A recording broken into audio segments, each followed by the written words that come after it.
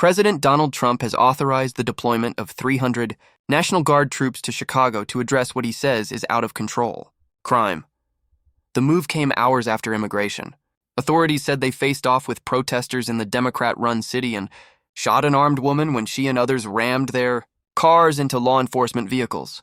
State and local leaders have for weeks criticized Trump's deployment plans and called it an abuse of power. Illinois Governor J.B. Pritzker said Trump was attempting to manufacture a crisis.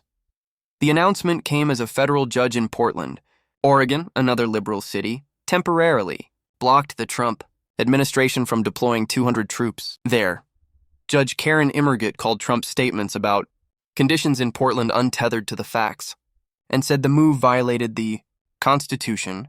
She said the use of the military to quell unrest without the state of Oregon, consenting risked the sovereignty of that state and others, adding that it also inflamed tensions in the city and caused increased protests. Immergut ruled that the administration's arguments for the deployment risk blurring the line between civil and military federal power to the detriment of this nation.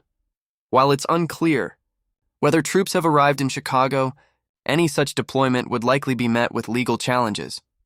The city is the latest, many of them led by Democrats, to be targeted for a controversial deployment of troops, joining Washington, Los Angeles, Memphis, and Portland.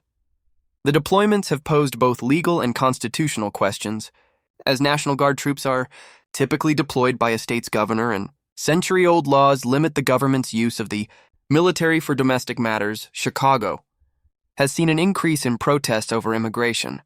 Enforcement in the city, many of them happening outside U.S. immigration and customs enforcement facilities. Amidst ongoing violent riots and lawlessness that local leaders like Gov. Pritzker have refused to step in to quell, President Trump has authorized 300 National Guardsmen to protect federal officers and assets, White House spokeswoman Abigail Jackson said. President Trump will not turn a blind eye to the lawlessness plaguing American cities.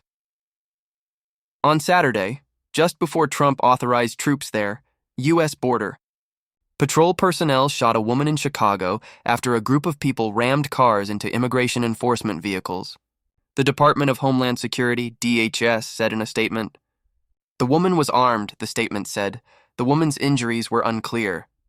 DHS said she drove herself to a local hospital. Earlier this week, the president talked about his ongoing military deployments to U.S. cities while addressing high-ranking leaders across the military.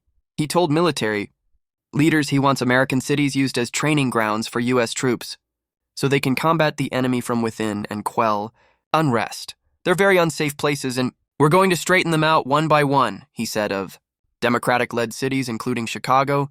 He told the military leaders it would be a major part for some of the people in this room. Trump has threatened to send troops to Chicago for nearly a month, citing crime and shootings in the city, violent. Crime in Chicago has fallen significantly over the past 2 years. Between January and June, the homicide rate was down by a third compared with the same period last year, according to the Council on Criminal Justice. But the overall levels in Chicago remain substantially higher than the average for many U.S. cities. There were at least 58 people shot, 8 fatally, over the Labor Day holiday weekend last month.